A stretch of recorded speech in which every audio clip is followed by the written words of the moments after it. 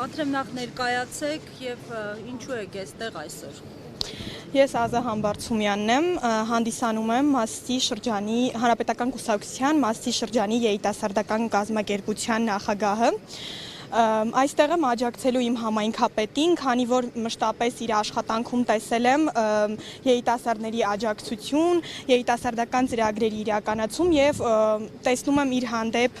իրականանում եմ ոչ արդարացի քայլեր եւ ուզում եմ աջակից լինել եւ վստահ եմ, որ արդարությունը կվերականգնվի։ Որն է արդարությունը։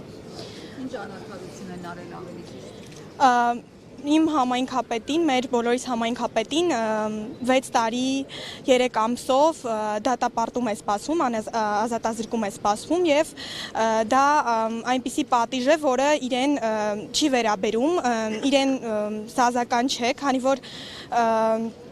անկեղծ ասած մի քիչ հուզված եմ, կարծում եմ դա ինչ որոշված է այդ պատիժը իր համար չէ, ինչ տեսանյութեր հրապարակվում են, չեն հանդիսանում իրականություն, տեղեկատվությունը, ապա տեղեկատվություն է տարածվում եւ դա արվում է միայն քաղաքական հետապնդման համար։ Հասկանալի է, շնորհակալություն։ Շնորհակալություն։